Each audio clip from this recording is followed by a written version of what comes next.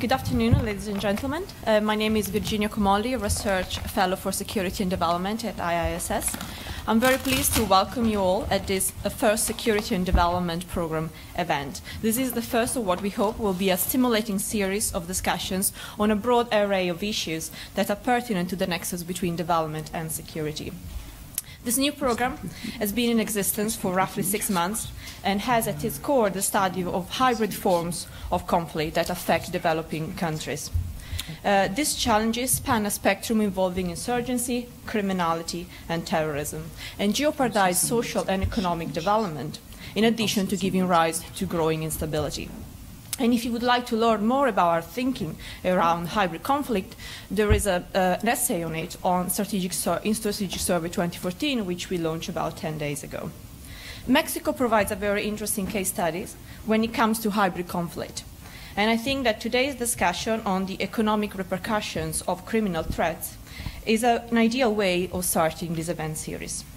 Future events will look at issues related to urbanization in developing regions, illegal migration from conflict regions into Europe, informal and illegal mining, and the often overlooked but highly lucrative business of cigarette smuggling and how it has adapted to the changes brought about by the Arab Spring. The next event is scheduled for Tuesday, the 28th of October at 12:30, when we'll be discussing the Thai approach to counterinsurgency, and particularly we'll look at the social and economic programs enacted by the Thai government alongside security and military initiatives, and also lessons that can be applied to other theaters, especially in Southeast Asia. But that's enough for me. Thank you again for joining us today. Antonio, the floor is yours. Thank you, Virginia. Thank you all for coming. Well, we've all heard the news. A historic energy reform was passed in Mexico, finally signed into law, opening up the country's energy sector for private direct investment for the first time in 75 years. This comes at the same time as the country registers a reduction, significant reduction in homicide rate, 15% between January and July this year, in comparison to the same period last year, is the latest number I have from the National Public Security System. However, these improvements do not change the fact that energy companies will have to operate in environments with significant criminal violence, and in some cases, isolated cases, increasing criminal violence, such as in Tamaulipas, an industrial and trade hub in the U.S. border, on the U.S. border. The largest shale gas reserves in Mexico are estimated to be there, and it is also where 1/5 of illegal extractions have been located recently. It is one of the areas where the government has sent military reinforcements to tackle organized crime this year. These thefts are not the work of amateur criminals in a micro level, or at least not entirely. They are also carried out by big cartels with a history of organized violence, such as Los Zetas and the Gulf Cartel. In fact, late last week, the state energy company PEMEX released some numbers that dwarf those that are included in the invitation for this event. Illegal taps grew by 1/3 so far this year in comparison to the same period in 2013, and losses reach astonishing $1 billion US. To understand this challenge and the economic impacts for Mexico, we couldn't have a better panel than the one we have today. Gustavo Mojar has a long career in dealing with security issues. He was General Secretary of CISEN, the government's Center for Research and National Security, where he coordinated intelligence agencies and operations against organized crime. He's now CEO of Grupo Atalaya, a Mexico-based consultancy company.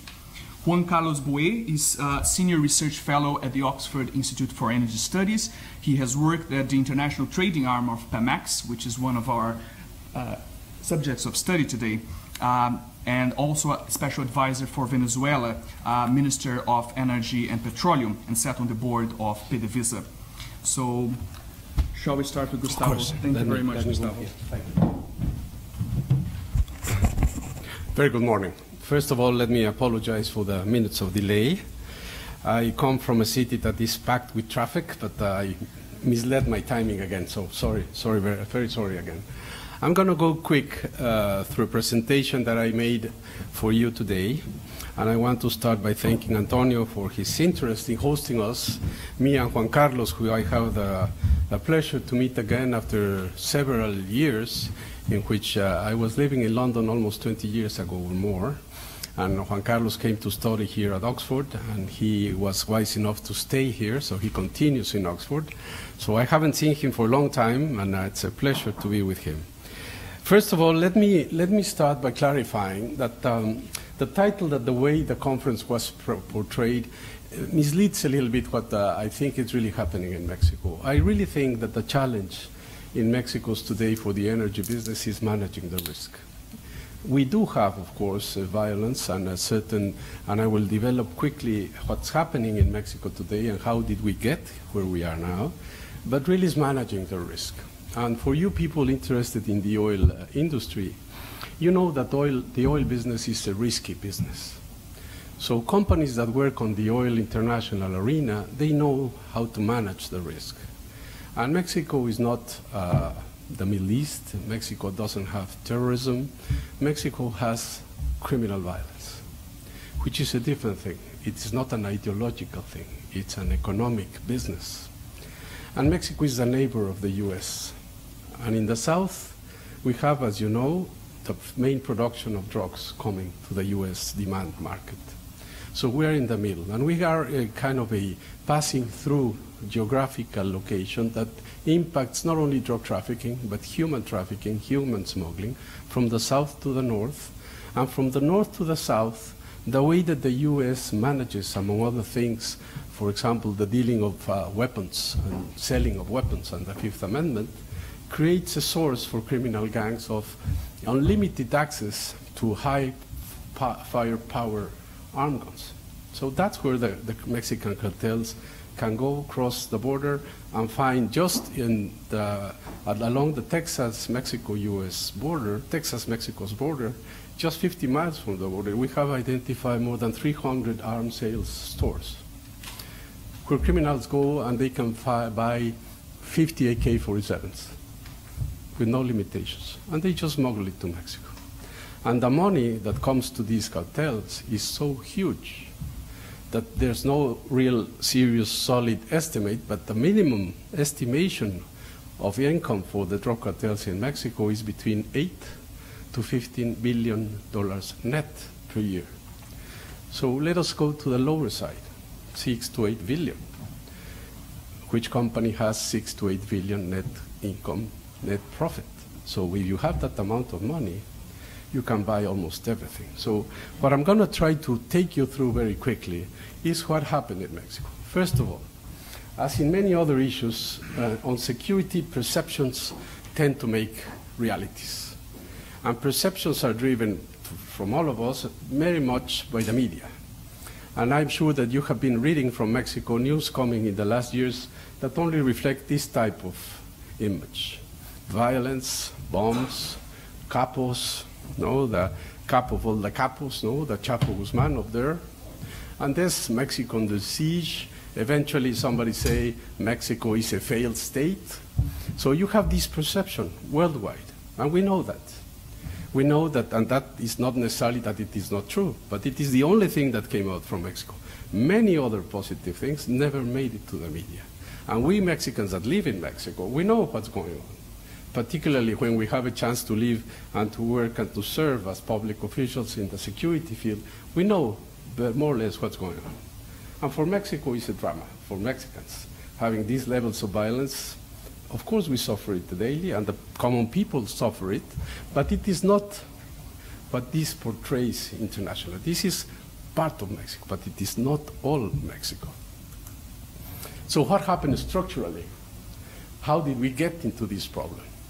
And this, you have to understand it as a business, as a transnational corporation, moving drugs. Think of it not only as a crime, but as a business that is moving the raw material, which is the cocaine coming out from Colombia, now Peru, up to where the demand, the basic demand is, which is the US market. And in the 80s, as it is shown there, the US decided to stop the flows of drugs from Colombia through the Caribbean basin and the Miami connection, the famous Miami Vice connection. And then the drug cartels decided to move the drugs through Mexico. And then the Mexican cartels decided not just to be the trespasser of drugs, but to keep part of the substance and begin to sell it again, where is the big money is. So if you talk to the DEA officials and they have made analysis of the economics of this business, $1 of cocaine in Colombia, production in the jungles of Colombia, how does it distribute itself up to Chicago? And 85%, 80 to 85% per dollar is sold and gained in the US market. The rest is distributed between moving it through Central America, crossing the southern border of Mexico, transiting Mexico inland or Mexico coasts, and then smuggling it through the US border. So 85% of a dollar of the cocaine production is gained in the US market. So the money, if the drug cartels in Mexico estimate profits are 6 billion, you can imagine how much money is laundered and gained in the US narco menudeo market in the US. And there is just, this is a very complex thing that goes beyond of what I want to say today, but basically there is an elastic demand in the US. This is what happened with cocaine as far as Mexico began to be positive in terms of increasing seizures of cocaine, and the production began to divert to Europe or to Asia, and therefore the price of cocaine began to come up because the demand is inelastic. There are open statistics that you can have in terms of cocaine, marijuana, heroin, and now methamphetamine demand in the US, and it's quite stable. It seems to be irrelevant of what governments do. It's completely stable. So the consumption and the business in the US of selling drugs is a huge one. So then, another changes, because this is a regional process and a regional market and a regional challenge. 85% of weapons seized in Mexico and submitted for tracing by the US authority were sold in the US, 85%.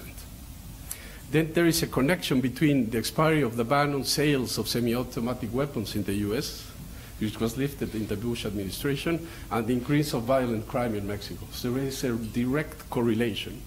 And then the deportation policies of Mexican, undocumented Mexicans in the US, particularly those in the penitentiary system of the US. So as a policy that has to do with the migration debate in the US, they decided to give a priority to deport criminals of all nationality, criminals of all nationalities in state, federal, local prisons to their countries of origin. That translated into a Mexican case of tens of thousands gang members from Los Angeles, Chicago, Washington State to Mexico's border. And many of them were recruited and are still being recruited by the cartels in Mexico. So you have now a very big basis of local hitmen that are coming from the US that also feed the potential of these cartels. So you have to understand that context to see what's going on in Mexico. So kidnapping and extortion and homicide rates. Antonio is right, homicide rates are beginning to decline, violent homicides, but unfortunately kidnapping and extortion are going up.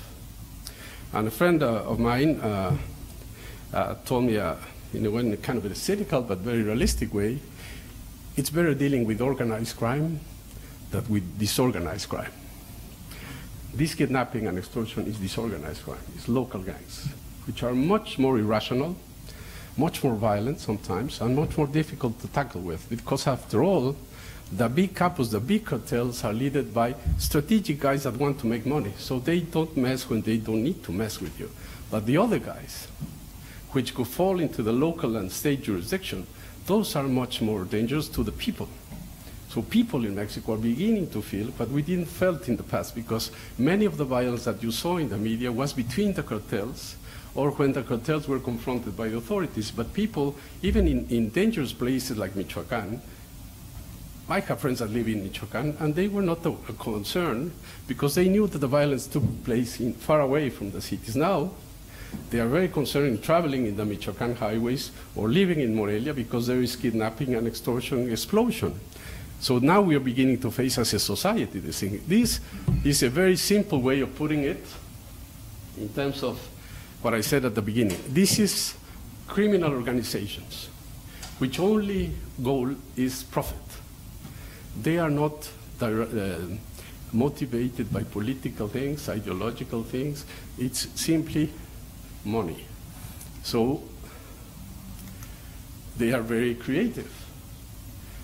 So this submarine that you see there, it's an improvised submarine that was caught by the Mexican Navy, which was caught because that's the way they now are moving, because traveling through Mexico inland is getting complicated. So they invented this thing that it costs probably $500,000, $1 million, but when it was caught, it had value cocaine for more than $20 million. And they travel through from the Peruvian coast down the canal, the Central America, then the coasts of Mexico, either the Pacific or the Atlantic, and they get enough inside to then go inland and drop the drugs and move it to the US side. So if you have that capacity, and you have it's like public relations recruitment, in which these are the famous bands that sang for the cartels. So there is a popular kind of routine of this movement that makes a profit of being present in certain regions of the country and having not the social support, but at least an understanding that they are there. So you have a very sophisticated enemy in front for any state in the world.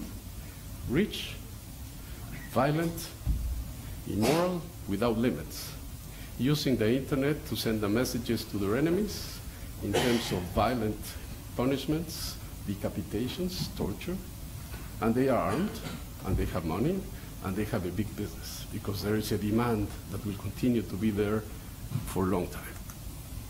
So where are we now? The new Mexican government of President Peña decided and established a new national security strategy, which in a way recovers part of what has been done in the past, and part in terms of looking for a better coordination among state and federal agencies and local authorities, improved planning, and there is always an issue of human rights that you have to take care of. The Army and the Navy are still the basic elements, and the federal police fighting it, because you don't have developed in Mexico still enough state authority to deal with it. So Mexico, I personally think, is in the process of making mature its security and public security and law and order institutions nationwide. So you have to move to have a Estado de Derecho, the rule of law, as the basic way of dealing in Mexico, which is in its process of improving, but still we are far away from that. So what we have is a policy that continues, and finally the new branch of the federal police called the Gendarmeria. So all of it is institutional building.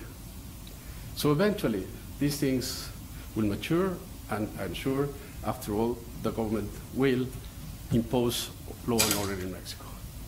But we are still a long way to go.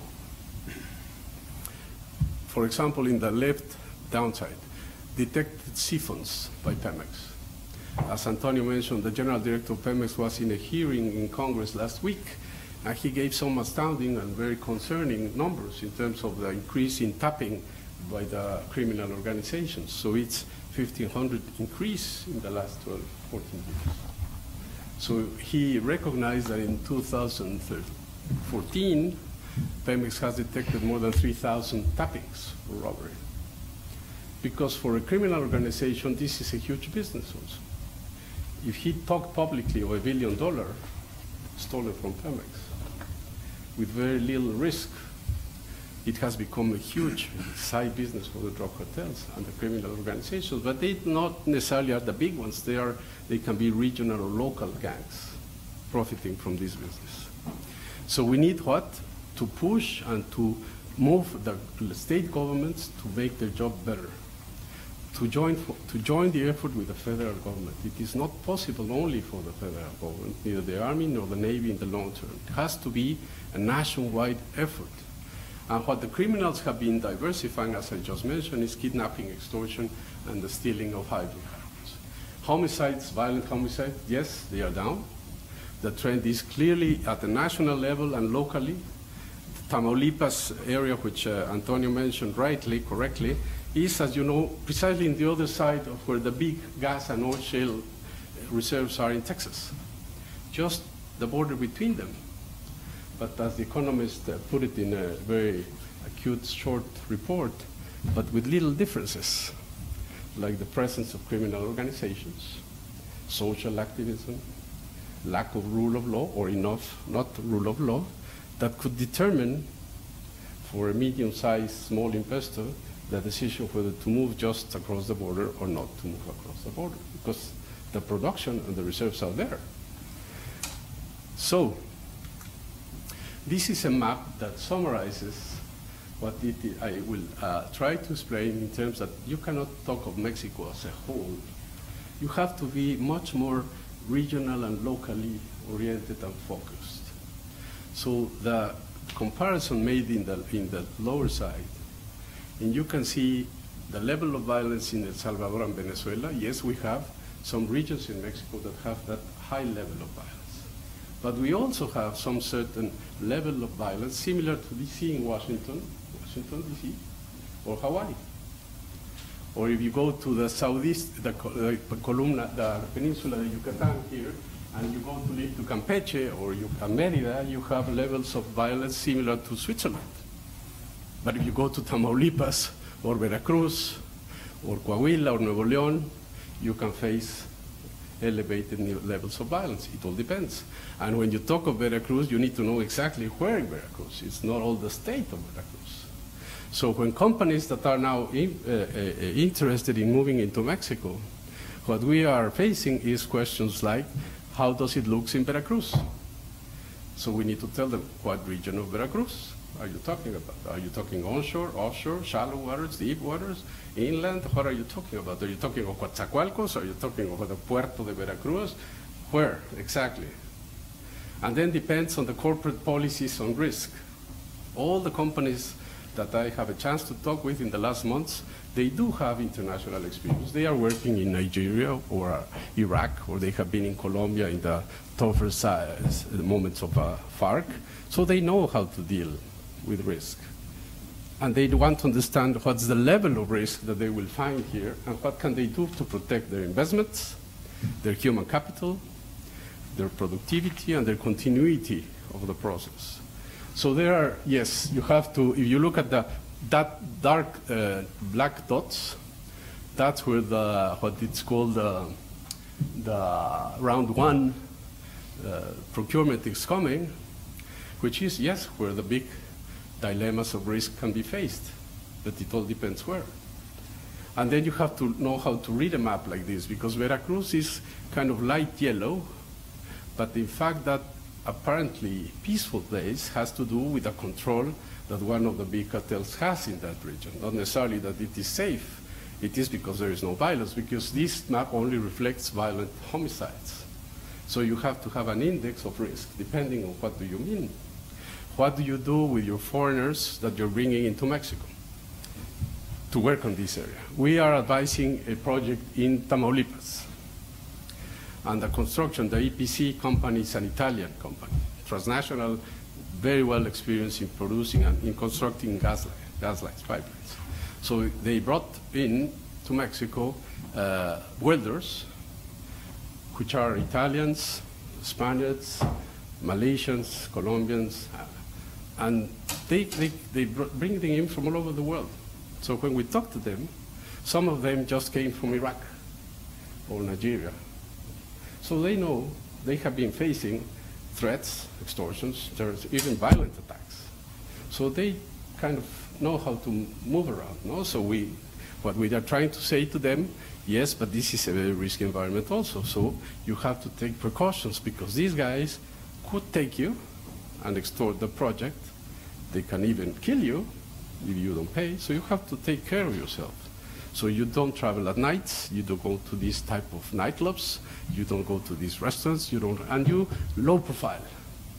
And if you find them, you just submit yourself. Don't get nasty. Because with all due respect, an Italian guy was telling me, well, you know, we have the Camorra in Italy.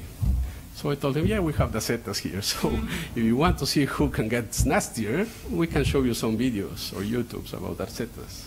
So don't misunderstand that you are facing very violent criminal organizations. So you have to take care of yourself. That doesn't mean that you shouldn't be doing business in Mexico, that you shouldn't construct a pipeline. You do it. And you manage the risk. And you manage particularly the safetyness of your people, which is the main asset you have. And then you have the protection of local or state or federal authorities in case you need a reaction to take care of a violent threat. So, regardless of criminal activity, there are other challenges that in a way have to do with security, which is what we name as social activism, or the property rights, or the temporary occupation, as it was called in the law, and the use of land, in which you have the ejido as a communal property institution in Mexico that is part of the traditions in Mexico, that comes up from the revolution. And that is a challenge in terms of negotiating with an ejido the right for you to put your machinery for a long time, work, and share your production profit with a communal organization that has never done that in the past. So as for us Mexicans, and Juan Carlos I'm sure will take you through much better than me, this reform is going to touch historical ideological myths in Mexico that are challenging us to think differently. Among other things, on the security side, because there has never been the need to do this, because formerly only PEMEX and the CFE in the electricity side did this type of job in Mexico. So being a strategic installation from the government, it was natural to expect the military or the Navy forces to take care of you. But now that you're a private investor, who is obliged of giving this security? And if you have a context of demand for the services of the Army or the Federal Police to fight the drug cartels, then who's going to take care of a company that is coming to Veracruz to build a pipeline that can be strategic for Veracruz, but it hasn't got the strategic nature of a federal government property? And who's going to be dealing with the ejidos? And that's a political, realistic thing. It's not, it's in the law, it's regulated. You can negotiate, you can find an agreement, you can register your agreement on the National Agrarian Register. But that doesn't mean that week, month, 6 months after, somebody can come up and say, we don't like our agreement and we just stop you to come in. And then you have to negotiate politically. So social activism in the southeast of Mexico has been a tradition for many years, negotiating with the local authorities to allow you the rights of way, which is critical in the investment of this type of business. So this, and corruption, of course, which is not only Mexican, it's all over, in which you have to deal with corrupted people. So you have social activism, criminal threats, and corruption. So what are people are doing, because many companies are already in Mexico and many investors were waiting for the secondary laws and now the regulations, but as far as I can see, once the secondary laws were approved, they have enough signals to the market that people said, we were waiting to have that definition and we'll move in. Now they're waiting for the regulations. So we are still a few months to go, but for the time being, what are they doing? They are developing security comprehensive plans to protect their investments and their people. And there are different layers that you have to do, depending on the assessment that you have. You train your people, you have to have protocols to minimize the risk. You have a policy of community engagement, which is the best protection that you can get locally from the bad guys, from the social activism. The best way is to engage the community, provide local jobs, provide investments, small investments. The priest, the local teacher, the local leader, the local media, to embrace the project as part of the development of the area and providing jobs and income. And you have, of course, a risk situational awareness. Finally, in my view, clearly there are more opportunities than risks. So yes, there is an environmental risk that obviously you cannot deny, but at the same time, the possibilities for a good, well-focused investment with a correct, manageable security assessment by far balances you on the positive side. And I wanted to transmit this message because I hope that for some of you at least, will give you a more objective view of what's really going on. And as much as you are there and you begin to see particularly where you want to be, then you will have a better assessment of the real threats that Mexico presents and not the image that has been portrayed for so many years. Thank you.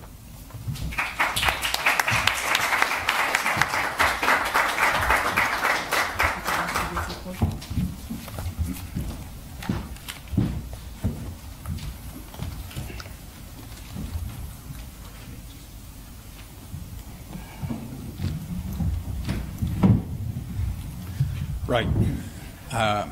My presentation is far less structured than Gustavo's, but it dovetails nicely with his.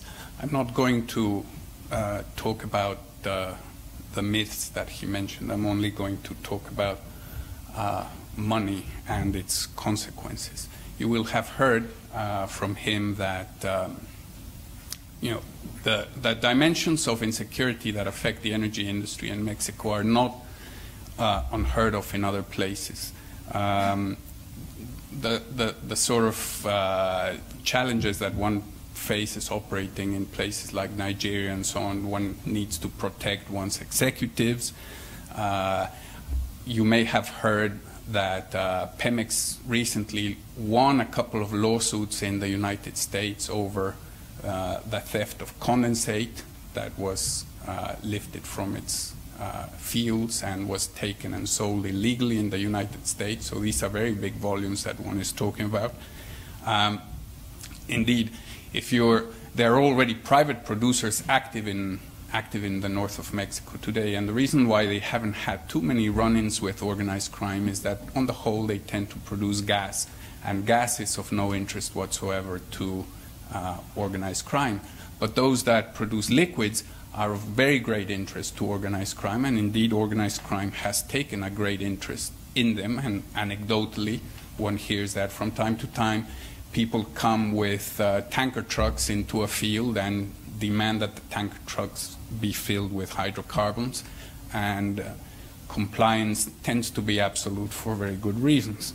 Pipeline tapping is another Nigerian specialty which has gone prevalent in Mexico as well. But I'm not going to talk about any of that. I'm going to talk about a dimension of organized crime which has to do with its, for want of a better word, structure. Organized crime, as Gustavo mentioned, and I completely agree with him, is an aberrant form of capitalist enterprise. And one of the characteristics of capitalist enterprise in the real world is that capitalist enterprise tends to mold itself to the conditions of the places where it operates, which is why certain countries are very good at producing certain types of things and not others and so on, because of historical factors, because of the way their state has been organized, etc. This is explored in a wide-ranging literature on the relationship between the state and firms. And the same holds true, the same institutional molding of firms holds true for organized crime. So, as Gustavo said, people from Naples will go around saying that they have the Camorra, and the Camorra is a phenomenon that is very understandable in Neapolitan terms. In Japan, you don't have the Camorra, you do have organized crime. They're called the Yakuza, and the Yakuza are the most Japanese of organized criminals. And in Mexico, we have what we have. Why organized crime has assumed the form that it has in Mexico is a complicated question for which I have neither time nor expertise. I can only say that, if the Zetas are the answer, what could possibly have been the question? But the fact is that the Zetas are what they are. And one important feature of how the Zetas came to be is that they were born in an environment where the Mexican state had access to enormous amount of money by way of petroleum taxes. And here, I don't want to talk about Mexico at all, this is a graph showing the development of fiscal revenues and oil revenues in general in another place, Venezuela, with which I happen to be relatively conversant, and which Gustavo most usefully in his graph identified as an extraordinarily violent place. And quite aside from the violence, we all know what has happened in Venezuela since 1998, and presumably the oil industry at large is not impressed or enamored with that sort of situation.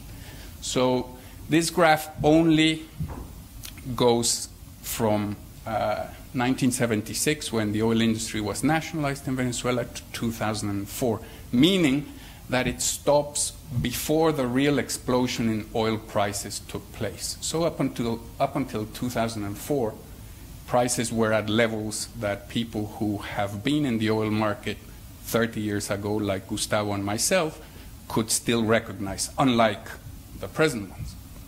So the blue area in the graph represents the gross industry income, and all the different areas below are the various sorts of levies that the Venezuelan government used to collect.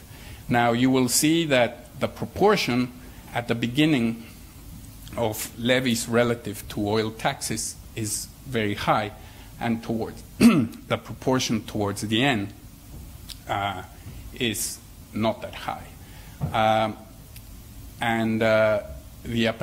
The liberalization of the Venezuelan oil sector, incidentally, started to gather steam in 1991, 2, and 3. So you can see what happens to the relationship between the variables there. So let's get rid of gross income, and we just leave taxes. And we introduce a variable for comparison. This line is the line for Mexico. So the difference between the amount of money that the Mexican government levied and the Venezuelan government levied in 2004 was $23 billion, more for Mexico than for Venezuela. Of course, this is not strictly comparable. Notice, by the way, what is signaled at the bottom, which is that in 2002, Venezuelan income tax for the oil industry, whether private or state control, was less than $500 million, and it was only due to extraordinary items, and it was 40% of the 1998 amount, even though prices had by that stage doubled. This is an important thing to bear in mind, because it shows that income tax in certain places is problematic, to say the least. So we're there at plus 23 or so billion dollars, but we don't know whether the production of both places is strictly comparable, whether it could be that Mexico produced far more oil, and so therefore that would be a significant explanation. It could be that the oil that Mexico produces is of far greater quality, and that would also be an explanation. So the next graph takes care of that. All the blue lines in this graph represent Mexico. So over to the left, you have a gross industry income in 2004 of about $65 billion. This is net of excise taxes, so this is just upstream income. There is a higher volume effect because Mexico produced marginally more. There is a higher unit price effect because Mexico produced more oil than Venezuela, and so the adjusted gross income is slightly less than $60 billion. So if you take the next column is the actual adjusted fiscal contributions. So taking into account this, all the adjustments, so around $30 billion. Now, PEMEX, as we are ceaselessly told, produces losses every year, year on year. So they're money from one government pocket going into another, so you take that out, and so the adjusted fiscal contribution that year came to slightly over $26 billion. And the fiscal contribution in Venezuela for that year was 15. So the real fiscal gap between these two countries that essentially produced comparable volumes of comparable quality crude oil was $11 billion, sorry, $11.5 billion, which by anybody's criteria is a lot of money. So look at what happened in 2005. In 2005, bear in mind that the first fiscal measures that the Venezuelan government took in terms of restructuring the oil arrangements that were struck during the liberalization happened in October 2004. So in 2005, the same adjustments are made, and it turns out that the fiscal gap shrinks from 11.5 to less than $2 billion. And what does this graph tell you? Well, among other things, why Chavez was a popular man. 2005 was on the eve of the 2006 election. But it also tells you how come Chavez existed. If you read the press, apparently in Venezuela everything was going swimmingly, and then this guy materialized from nowhere and proceeded to wreck the whole party. I beg to differ in terms of that assessment. Chavez came into the picture because the Venezuelan government was profoundly dependent on oil money, and its oil income didn't exactly disappear, but it shrank dramatically. And that's a bad idea in a government that lives from oil. And Mexico's, to a very significant extent, has.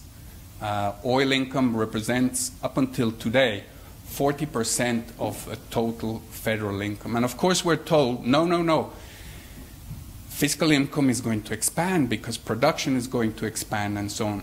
I have a slight problem with that because I have seen the contracts that are involved, and they look very, very similar to the ones in Venezuela. Most of the levies are meant to be in the form of income tax, and Mexico's ratio of taxes to GDP happens to be the lowest by far in all of the OECD. It is lower than that of Brazil or Chile, and that includes the oil taxes. So here we have a government who cannot really levy taxes on bakeries, who is telling us, no, but on the oil companies we're going to get it right. We cannot levy taxes on anybody else, but oil companies are going to pay. Well, we'll see.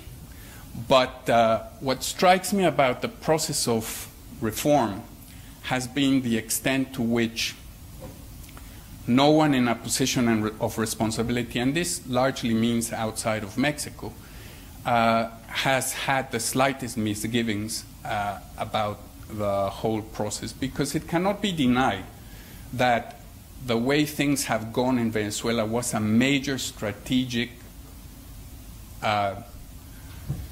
catastrophe for the interests of the United States. Catastrophe, perhaps. I mean, Iraq is more of a catastrophe, but things have not gone well. Nobody could deny that. And there appears to be a lack of any will to relate what happened by way of liberalization with what happened later. And if there had been, presumably more caution would have been called for. Instead, the governments of those countries in the know seem to be cheerleading the whole process, which leads me to my rather cryptical concluding slide, which deals with Cromwell's rule, which has to do with a very famous saying which Oliver Cromwell said to the Synod of the Church of Scotland in terms of making sure that they were right. Put another way, in more modern statistical terms, it means that really whatever process one is confronting, it is really worthwhile not to assign probabilities of 0 or 1 unless we're talking about black and white issues. It is true that you cannot be half pregnant, so 0 or 1 works for that, but for other things as complicated as this, it does not. And the criterion that I see as guiding this whole enterprise, both in Mexico and out, is what Queen Victoria said to Balfour. Well, essentially assigning a probability of 0 in terms of this whole reform going catastrophically wrong. Nobody's interested in the possibility of defeat. And the possibility of defeat here materializes in the following. Things are very, very complicated for oil companies in Mexico today. No one can deny that. Now, in 10 years, what happens if the oil money disappears, as it did in Venezuela? It doesn't have to, but what if it does? Nobody seems to be taking this as a serious possibility. And that would be the only thing that I would like to leave with you. Thanks. Thank you, Juan Carlos.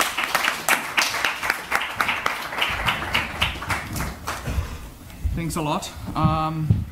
Now, do we have questions? So the two gentlemen over there. Yes, I guess, morning, I'm Alejandro Echeverria. This is a two-part question for Mr. Salomar. Basically, it's on a micro and a macro level. On a micro level, I would like to know if from previous experience, where is the part where the local community won't engage with oil companies, or where the risk lies with local communities, whether they're involved at some point or whether they're diluted with the criminal organizations. And at the macro level, I would like to know if any of the best practice cases from countries like Iraq, companies working in countries like Iraq or Afghanistan, can be learned and applied to Mexico. Maybe we should take one or two other questions, and then we give the chance to the speakers. I ask that you identify yourself before. My name is Andrew Thompson. I'm a freelance journalist. My question is for Juan Carlos. Basically, oil production in Mexico is a bit lower this year than last year, and I've seen government graphs that show it beginning to come up. So my question for him would be, perhaps let's not assume total failure, but what would happen if it doesn't begin to come up in 2015, but maybe that slips a bit forward, 2016, 2017? What kind of pressures does he see happening within the Mexican fiscal and political system? John Paul, please. John Paul, Financial Times. Again, question for Juan Carlos. Following up on that one, if you take the most rosy Mexican predictions of production, have you plugged in the numbers and the tax rates and projections for what, to get a sense of what the income tax take, or at least fiscal contribution might be for Mexican government, say, in 5 years? So, could your horrible probability come true? So I'm aware of the time, so I just asked, we're going to break the deadline of 1:30, but I just asked you be brief if you can. In terms of local communities engagement, our experiences has been different depending exactly where are you located. In Tamaulipas, we found an astounding interest in protecting the project because there was this crisis of secure employment and violence and threats of the criminal organizations working there. So people rushed to the project to try to get hired, and the community in itself transmitted the message to the gangs operating there not to mess with the project because it was a way of earning money and having a permanent job. If you go in the south of Mexico, then things are much more complicated because you have to have a very clear intelligence report of who are you dealing with. We have found good faith environmental organizations that are really concerned of the impacts of building a gas line or a pipeline through the place. We have found some organizations that are just the front face of criminal organizations and that they are moved directly to extort and to have a benefit. And you have a very radical social activism in the southeast of Mexico and a culture that has been developed in many years in Tabasco or Campeche, in which people are expected that PEMEX deliver to them some type of benefit to them. And you have local unions and local NGOs that are very aggressive in terms of demanding to have a direct profit of it. So you have to be very keen exactly with whom are you talking with. Unfortunately, at the local level, there are a lot of criminal organizations that have penetrated the authorities. So you have to know if you're not talking really to the gang instead of the formal authority. In terms of best practices on security, it's a very good point that we have been trying to find out how do people, how do governments deal with the issue of security, security threats from the extreme of open terrorism, sabotage, to criminal extortion like this. And there is, of course, you have to tailor-make your response. For Mexico, it's a huge challenge. A huge challenge because, as I mentioned, until now, critical infrastructure or strategic infrastructure was from the Constitution down established for PEMEX as a strategic entity, which is now a productive entity. So legally and technically and formally, it changes the concept. So you don't have any more strategic installations. You have installations from a productive entity. Then that's PEMEX. But if you go to the private sector, either associated or not with PEMEX, who's going to take care of an infrastructure which is critical or strategic in itself, but legally and political not necessarily, because it could be privately owned, even foreign owned. So for the security apparatus and the security cabinet, it should be a debate whether how the rules of the game in terms of security are going to be set for investors to come. You cannot take into Mexico your private guards, even less armed private guards. So you have to retort to the authority or to local private agencies, which are not developed in Mexico yet to this type of challenge. So I think that the best practices, and I understand that the government has been looking and talking about it, to see what could be the Mexican rules in terms of security and managing risk in the hydrocarbons market in the next years. In terms of oil production, the latest figures I had seen from admittedly about a month ago were actually that production was actually not on an upward trend, but the opposite, because PEMEX recognized openly that it had been accounting water as oil. And in recognizing this, among other things, it scaled downwards its forecasts of what it's going to be producing in 2020. So not only have I not seen upward trending production figures, but this recognition that for some time now a lot of produced water has been reported, well, a lot, but quite a bit has been reported at oil. And incidentally, they've been happy to pay taxes, oil taxes on water, but neither here nor there.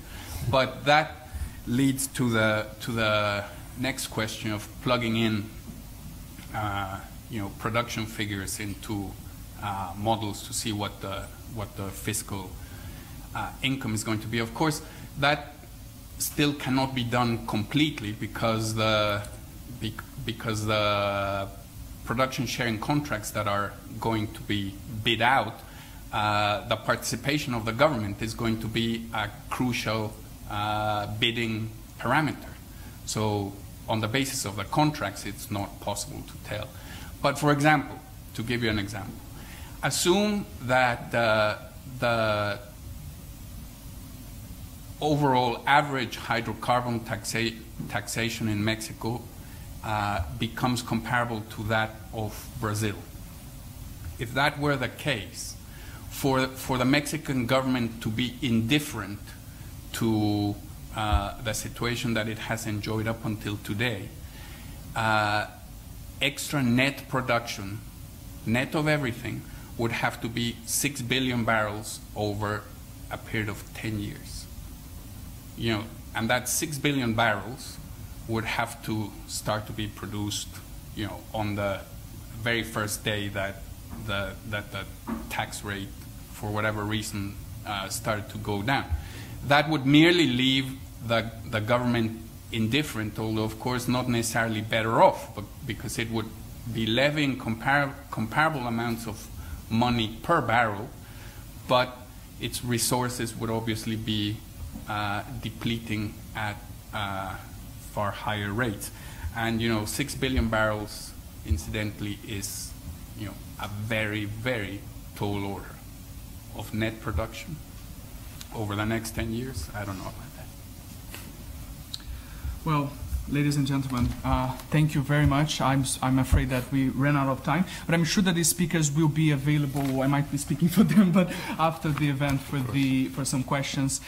Please join me in thanking them for doing.